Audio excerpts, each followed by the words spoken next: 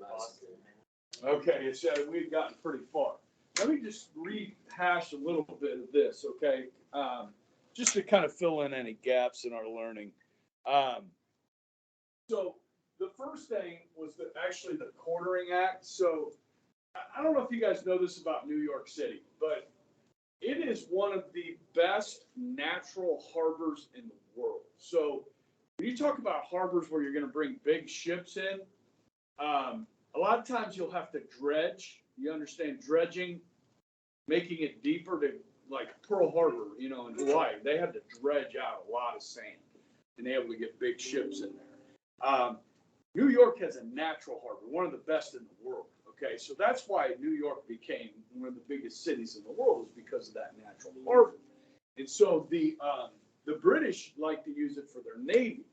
And so because they had their navy docked up there in New York, they had instituted the Quartering Act in 1765 to house those troops. They told New York, they said, you either need to take these people in or build barracks for them. Or while you're building barracks for them, they need to be able to stay in your homes. Okay? Which again goes back to violating some of, the English Constitution that we studied yesterday. Okay, so the Stamp Act comes in.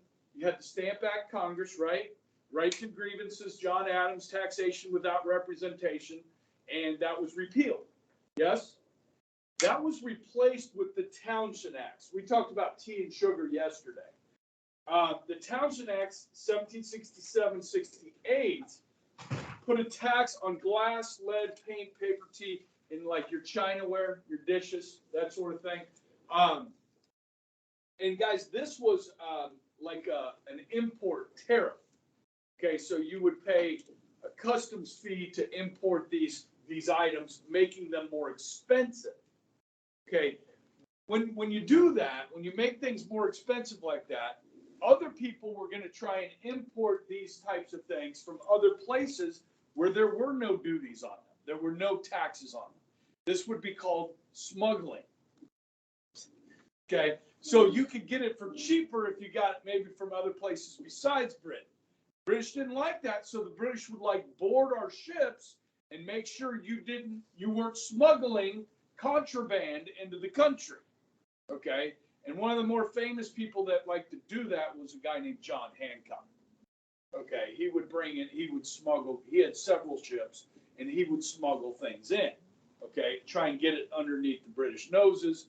But then when the British started boarding these ships and checking the cargo, that made a lot of people angry, you understand. Okay, they're like clamping down on them.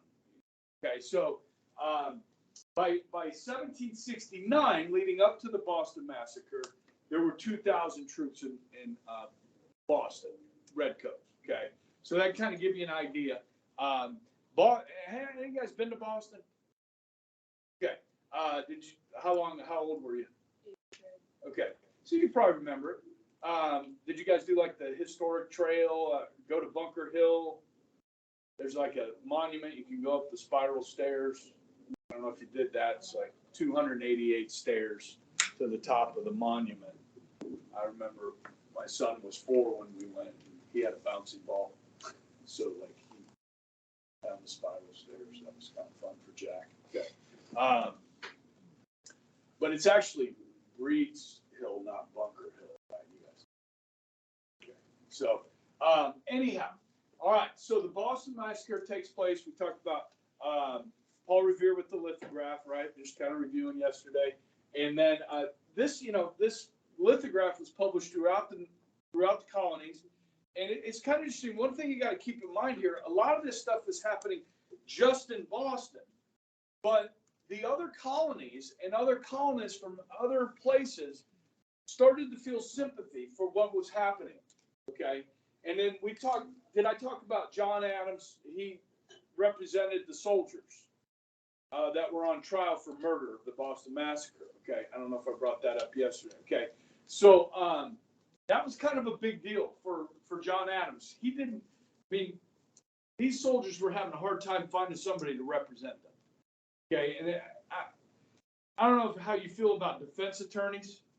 You know what I mean? Like, if you're a defense attorney, you're sometimes having to represent people that are guilty, like murderers, rapists, and so forth. But somebody's got to do it. I mean, everybody's guaranteed, a fair trial in this country and adequate representation. So, sometimes, these slimy lawyers are like, you're representing people like the Carr brothers or BTK, or Bundy, some of these serial killers, or like this guy in Idaho, right, that killed these 4 college students. Somebody's got to represent them. And, it's a tough job. Somebody's got to do it. And John Adams took this case. And guys, there were a lot of people in Boston that were angry with John Adams. It hurt his law practice. Like he lost business because of this. And but he took the case and proved, their innocence. That this was a mob. You guys know stand your ground laws. Some states have these stand your ground laws where, like, if you literally feel like your life is being threatened, you have a right to defend yourself with lethal force. Okay, now you need to know the law in your state. Okay, like what that means. Like somebody breaks into your house and they're running away and you shoot them in the back. They're running away. I don't know. That may not, you may go to jail for that. Okay, but if they're in your house and you shoot them, or they're breaking into your house, that's stand your ground. Okay, if you have a gun, not, well, you got to decide how you're going to deal with that situation, right?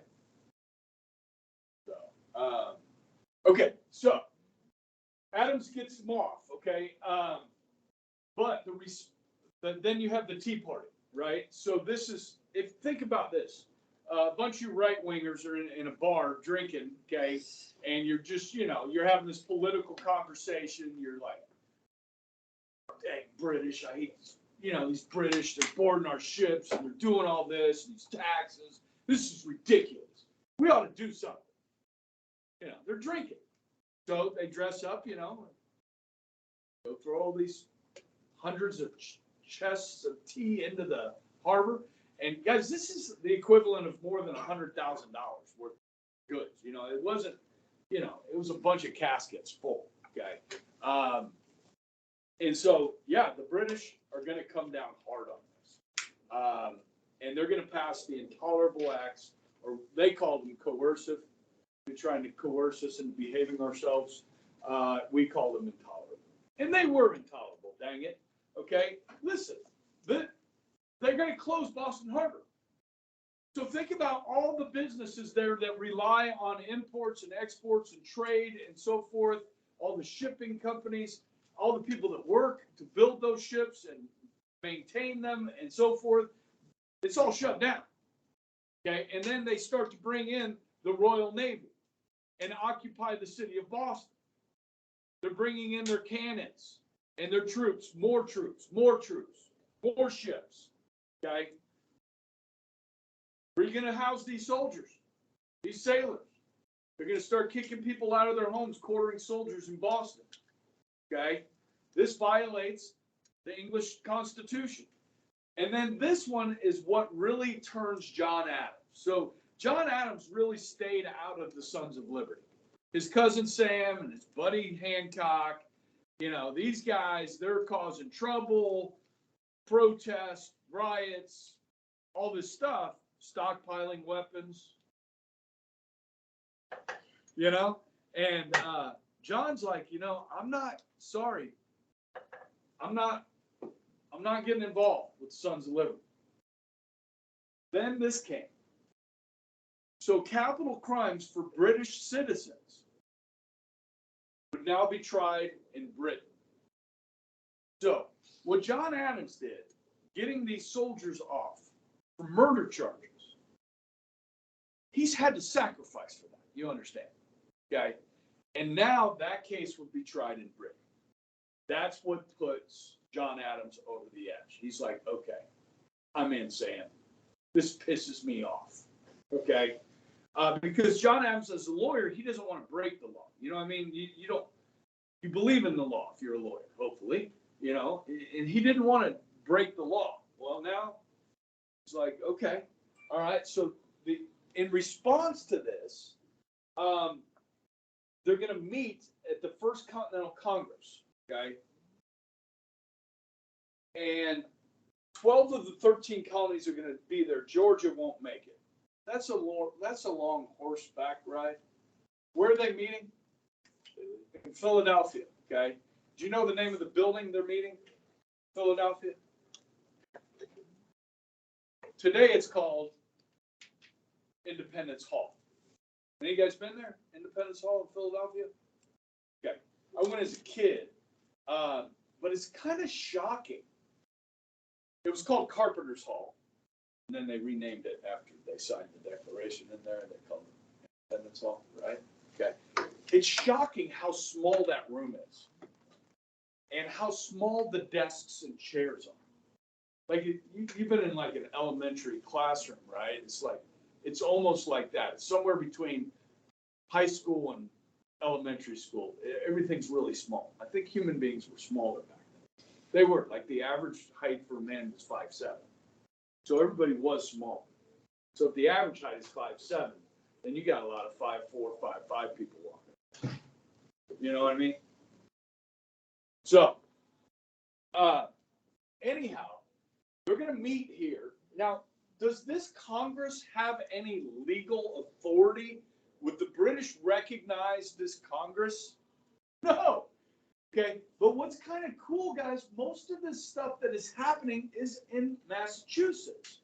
So these other colonies are feeling sympathetic for what's happening to their sister colony. You follow me?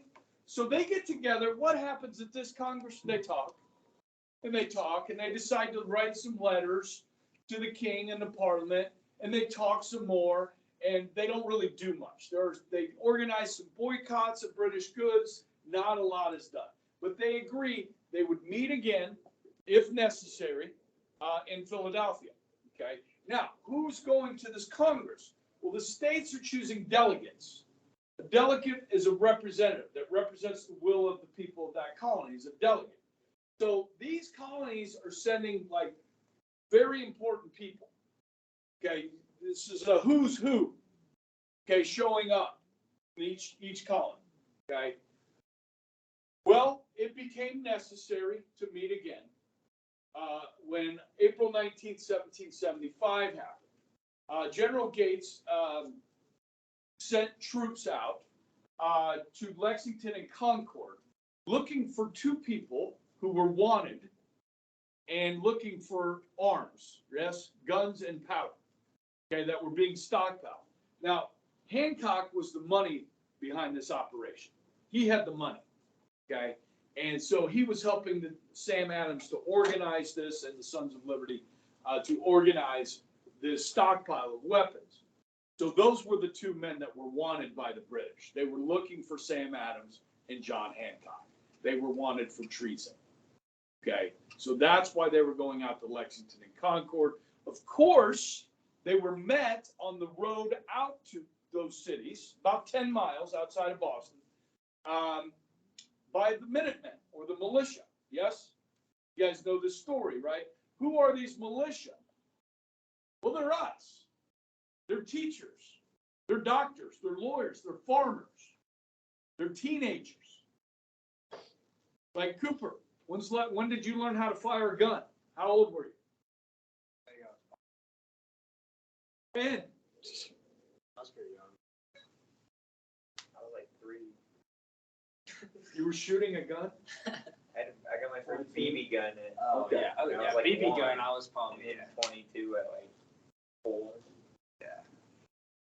I had a BB gun when I was young.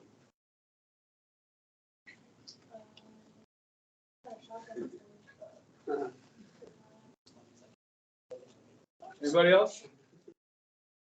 Know how to fire a gun? Have you shot before? 15 years old, guys. You know, these are young people, farmers, everybody. You know what I mean? Like, and they turned out. When the British marched down the road, they march in columns, and they're wearing red. And they make a lot of noise. So you can hear them coming. and see them coming. Okay. And so the militia knew how to fight with guerrilla tactics. Okay. There's no shame in hiding behind a tree and then popping out and firing and hiding back behind the tree. In the British Army, that's not honorable way to fight. Okay. So they're going to drive them back to Boston. All right. They will not make it to Lexington and Concord. All right. So it's on. It's on. Like, we're fighting. This is the start of the American Revolution. Okay. Now, the other colonies are like, okay, oh man, this is like, there's actual fighting going on. So what does that mean for us? You know, they got to think for themselves, like, how this is going to impact them. So they meet at the Second Continental Congress, and this time John Adams is on fire. He's pissed, okay? Because while they're in Philadelphia, the Battle of Bunker Hill will take place, okay? And a lot of Bostonians are going to die. And I don't know if you remember the old William Prescott, you know, don't fire till you see the whites of their eyes, right? And eventually the British would take the hill, but the Americans took a lot of British officers. They'd like to shoot the officers first, you know, take them out, you demoralize the army, that sort of thing. They took a lot of British down, okay? But the British eventually took the hill. So as this is 10 miles from John Adams' farm, this is taking place.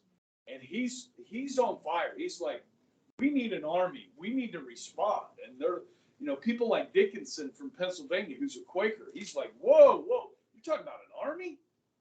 You're talking about fighting the British Empire? That's what you're saying? John Adams like, yeah, it's already started. We need to build an army. And, you know, the other colonies are like, you're talking about war from one end of the continent. They're like, I don't think so. So in order to convince people to do this, you got to have 9 of 13 colonies to agree to anything in this Congress. So really it starts going about the convincing of others. And in order to build a continental army, guys, they're creating this from scratch, by the way, right? Like, somebody had to come up with this name. Like, there was no continental army. They created it. So what are we going to call it? We're going to call it the Continental Army. But they were going to have votes on forming an army, and they were voting no. There was not enough votes. Somebody had a good idea. There was this one guy that kept showing up to the Second Continental Congress every day in a uniform. He was 6'2", and really commanded respect. Like, he was a quiet person, did not speak a lot, very stoic. He kept showing up in that uniform. Like, maybe he didn't have anything else in his wardrobe. I don't know. That's all he had. Okay. And so somebody came up with the idea, well, let's just nominate Washington as the commander of the army, and then we'll have an army. Like, because he was so respected, many of the colonies did not want to not vote for George Washington as the commander. So somebody brought it up for a vote. And he's from Virginia, right? So your Virginia delegation is Henry Lee, Thomas Jefferson, George Washington are your Virginia delegation, okay? So I think it was John Adams nominated Washington, and they got 9 votes for him. So, I guess we have an army now because we have a commander. Okay, so Washington was sent up to Massachusetts, and the colonies would send troops to him. He would have about 20,000 in Cambridge, where Harvard is. Okay, that's where he would meet his army. Okay, now, does this army have uniforms? Do they have guns? You know what I mean? So for the next 6 years, Washington's going to be begging this body, the Second Continental Congress, for boots, for shoes, uniforms, weapons, food, okay? And the smallpox is going around, okay, which is nasty. I need to tell you, I forgot to tell you at the beginning. I'm pushing the essay test back to Tuesday, okay? I know how Monday tests go. Okay, and I'm going to show you some of this on Monday. How many guys have seen some of this? This is some of the best filmmaking I've seen ever. Okay, it's like 9 hours long. Okay, but the good stuff's in the first 2 episodes. So I'm gonna show some different things from it. Okay, and then that'll help you with your essay too. So, tomorrow's video day. Okay, we're gonna watch video in here. It's also on Canvas if you want to rewatch it or something like that. It'll go over a lot of this. Okay, so back to what? Back to okay, we've got a Continental Army. Okay, now I didn't mention this. The president of the Second Continental Congress was John Hancock. Okay, now you're in charge of this 13 colonies with all these delegates. Okay. He's a freaking son of liberty. You know what I mean? Like, he's a radical. But when they finally start talking about independence, because for the first few weeks of this Congress, nobody spoke of independence out loud in the room. It was like meetings at the tavern afterwards, you know, people talking about, you know, maybe we should break off from Britain. Okay. And then it came up, and then John Adams becomes really the driving force here, okay? But he's working closely with Ben Franklin, who's very well respected, okay? And obviously Washington's going to be sent to Massachusetts. So they agree to form a committee to write a Declaration of Independence, okay? That committee includes Thomas Jefferson, John Adams, Ben Franklin, Sherman, and Livingston, okay? So Jefferson will write it. These others will critique it.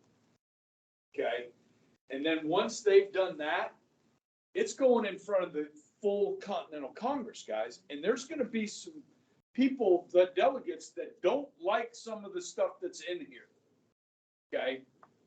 So as this independence thing is being talked about, if you would go to your book.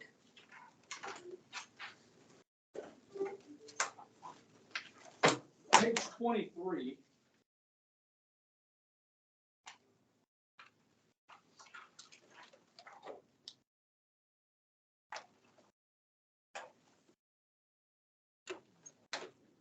There's a little write-up on Paul Revere and the myth of the midnight messenger. The British are coming. The British are coming. From Henry Longfellow, his poem. Okay, on that. Okay, and then turn the page to 25. So, William Henry Lee of the Virginia delegation is sent back to Virginia to find out how the legislature wants them to vote on independence. Okay? Now, Hancock has said this. As president of the Continental Congress, he says, you know what? We cannot start this venture divided. All 13 colonies must agree to independence. And John Adams is like, are you freaking kidding me? How am I going to get all 13 to go along with this? You know what I mean? Like, because they were pretty divided. And really, it's the southern colonies and New York. New York, a lot of loyalists. Like, New York benefits so much from trade with Britain. Okay, it's like that's their money, man. You're risking that. So New York was very divided on this. And then there's the South. Okay, so as Virginia goes, so goes the South. So as William Henry Lee is traveling back to Virginia, Patrick Henry is giving this speech to the Second Virginia Convention.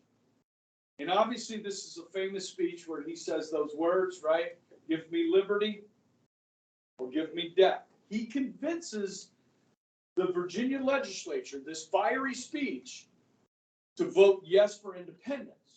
So if you get Virginia, it goes a long way to get in North Carolina, South Carolina, and Georgia on board. You know what I mean? So this turns out to be a very important speech in American history. Okay, so Patrick Henry's name should probably appear in your essay. Okay, then turn the page again to page 27. While this is being discussed in the Congress, Thomas Paine is going to write his famous pamphlet, Common Sense. Okay?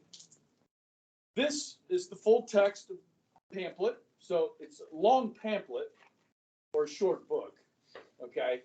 But in this, he paints a picture for the average colonist that it makes no sense that a small island across the Atlantic should dominate an entire continent, such as ours. Okay, so he makes a very common sense case. This pamphlet sells 120,000 copies in the colonies. So I buy it, I read it, I give it to you. You read it, you know what I mean? This makes its rounds. Okay, so for the average colonist, this is what they're reading. Okay, and then inside the Congress, they're debating all of these issues. So Jefferson writes it, they edit it, they put it in front of the Congress, and they can barely, now Jefferson doesn't read it in front of the Congress, somebody else reads it. He's sitting back and watching the room, and there are a couple paragraphs in, and people are objecting. Like, I don't like this wording. And then they get to some of the meat of it, and then turn to page 32. And we know Jefferson was from Virginia, and he was a slaveholder, yes? Well, on page 32, this is a paragraph that was deleted, or a clause that was deleted from the original Declaration. Okay, that South Carolina specifically said this clause has to go. Okay, and it's dealing with slavery. All right, guys, they're going to compromise on this. Now, John Adams was an abolitionist. He didn't believe in slavery. Okay, and he was pissed about this. And Franklin told him, he said, listen, the issue here is not slavery. The issue here is independence. Once we declare independence, then maybe we can focus on on slavery. Okay, but that's not the issue here. So they will compromise on this, guys, and take it out. Okay, and eventually they'll get all 13 on board by July 4th, 1776. Okay, you can see this. It begins in May. So this is a year later, plus, that they will finally get 13 of 13 to declare independence. Okay. Washington is sent, as I said, up to Massachusetts. Now, shortly after the Continental Army was formed, Washington is picking his generals, and he's got some good ones. Okay. One of them is a guy named General Knox. Knox, he's a large man. He's a big man. Okay, heavy. He goes up, takes part of the army up to Fort Ticonderoga in Canada, and defeats the British there, and takes their cannon from Fort Ticonderoga. And they're going to tow these cannon all the way back across the, is it the Birch, or what do you call the mountains in New York? Yeah, there's another one up there. Maybe it's the Adirondack. No, that's down Tennessee area.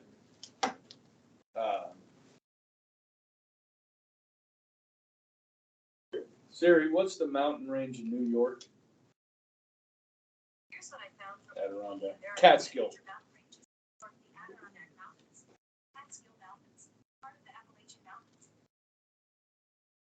Catskill. And then across Hudson Bay, they're bringing these cannon across. okay? Now, remember, the British are occupying Boston, all right? Now, if you go to Boston, it's kind of down, there's hills around it, okay? This is called Dorchester Heights, okay? So this is the harbor, this is water out here, okay? So here's the city of Boston. But these Dorchester Heights that surround the city, Knox brings these cannon back from Canada, okay? And under the cover of darkness, Washington and Knox will line the heights with British cannon. And so when the British wake up the next morning, they're surrounded. These cannon could destroy the Royal Navy that is docked in Boston Harbor. And so the British, they get on their ships and they flee. Okay? Good thing. They could have burned Boston. Like when they left, they could have just burned the city. They didn't, thank goodness. Okay? They went up to New York, to the New York Harbor. They took the Royal Navy up there. Okay? So Washington sends his army up to New York. All right? You've got Manhattan Island, which is surrounded by the two rivers. You got the Hudson on one side, and what's the other river? York River. And so, and then across the Hudson is Brooklyn. And so Washington had half his army on Manhattan, half on Brooklyn. And then the British come up, and they've got like 30,000 troops. And they start offloading their troops onto Brooklyn. And Washington realizes this isn't going to turn out too good. So they flee, like they run. And then they head south. There's a little bit of fighting in Brooklyn, but not much. They head south, and it's turning towards winter. So they're going to go down to Valley Forge, Pennsylvania, okay? The British are going to hire the German mercenaries, the Hessians, to go down to New Jersey to keep Washington's army at bay during the winter. Now, guys, these are fair weather fighters. Guys, they don't fight in the rain because the gunpowder gets wet. They don't like to fight when it's cold. They fight when the weather's nice. Okay? The way it was. Okay? So, as winter sets in 1776, go back to page 29. Thomas Penn writes this letter, a series of pamphlets that George Washington ordered to be read to his men to improve the morale. These were widely read through the colonies during the American Revolution. Of these, the introduction of the American Crisis, #1, is perhaps the most widely quoted and remembered. As you read Paine's words, you will no doubt observe that they are uplifting and applicable today as they were in 1776. So this is read to the American troops at Valley Forge as the winter is setting in. The winter is in, okay? Now, you guys know what happened 6 days after this letter is read to the troops. Washington will cross the Delaware, right, in a sleet storm, all right, and defeat the Hessians at Trenton, okay? So listen to these words. These are the times that try men's souls. The summer soldier and the sunshine patriot will, in this crisis, shrink from the service of their country. That 20,000 army they had shrunk to about 2,000. They did 6-month enlistments, guys. They're like, okay, I'll go fight in the Continental Army, but I got to go do harvest after 6 months. I got to harvest the crops, or my family's going to starve. You know what I mean? Like, this is that they had to leave. And then you had the smallpox. So his army is like, it's a ragtag group by this time. Okay? So the Sunshine Patriot, Summer Soldier, they're gone. This is what's left. Okay? But he who stands now deserves the love and thanks of man and woman. Tyranny, like hell, is not easily conquered. Yet we have this consolation with us, that the harder the conflict, the more glorious the triumph. What we attain too cheap, we esteem too lightly. 'Tis dearness only that gives everything its value. Heaven knows how to set a proper price on its goods, and it would be strange indeed if so celestial an article as freedom should not be highly rated. All right, let's go. Okay, in a snowstorm, some of our guys don't even have shoes. In a snowstorm, they're going to build sleds, and they're going to bring horses and cannon across the Delaware. Large chunks of ice are coming down in a sleet storm. They will surprise those hungover Hessians, okay, and defeat them. And then a week later, another victory.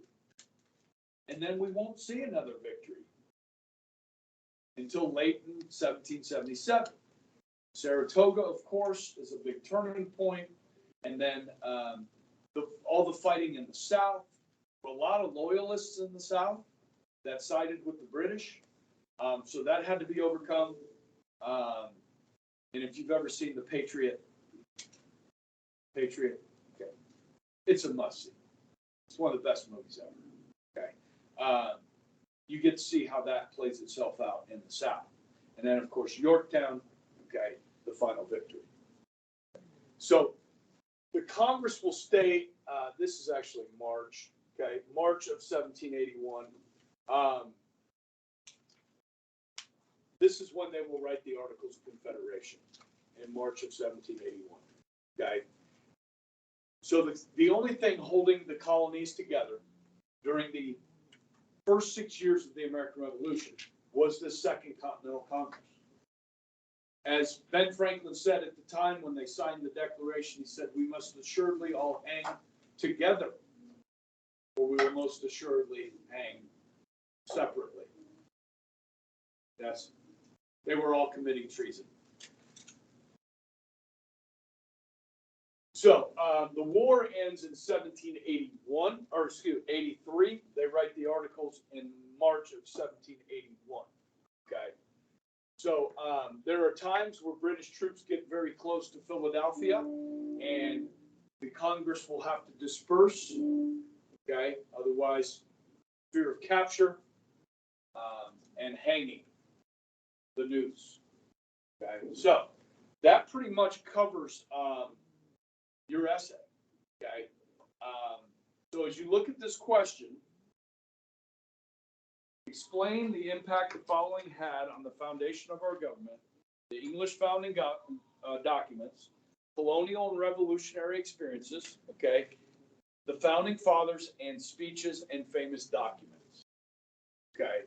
So you're going to want to include Thomas Paine and Common Sense, okay, which convinced a lot of people for independence. Patrick Henry's speech, you get Virginia, you get North Carolina, South Carolina, and Georgia on board. It helps. Obviously, Jefferson writing the Declaration, okay, is important. So then here's a little bit of the tricky part for you when you're writing this essay is this. How do you split it up? So would you mention founding fathers in this revolutionary era? Obviously, you'd want to talk about Hancock, Sam Adams, the Sons of Liberty, Paul Revere. Okay.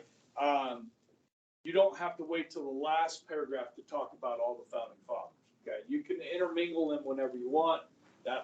And the colonial era and the revolutionary era, if you want to split those paragraphs up, you can. I mean, you can put them all in one.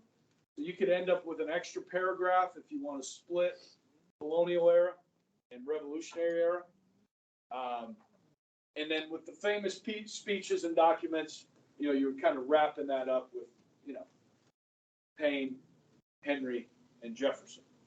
Okay. Yeah. I mean, the other famous document is Rights and Grievances by John Adams, but you may want to include that in a different part of your essay. It's a lot. Okay. Look back at your notes. That's been here every day. It's a lot. Okay. So I'm grading on content. Okay. Not grading on grammar and style. Okay. I think I told you this, like if you're a good writer and you take, kind of come up with a theme and you write like a really good essay, that can help your score. Okay, it won't harm you if you're giving me facts. You know, you're just giving me the straight skinny on it. Okay, there's certain things I'll be looking for when I grade it. So it's up to you. You do need an introduction and a conclusion, and then your body paragraph. Okay, I'm not going to smash you on a grade thesis or not. You know, just have one.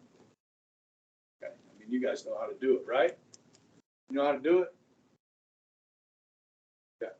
So one thing I just say to you guys, for me, this is romantic. Okay, this is a story about how we go from an absolute ruler to creating a nation out of nothing. Okay, this had never been done before, guys. The American experience has never been done before. Okay, and you're not going to really talk about the Constitution, but our Constitution is the longest living in history. I need to take this. Hey, how you doing? Good.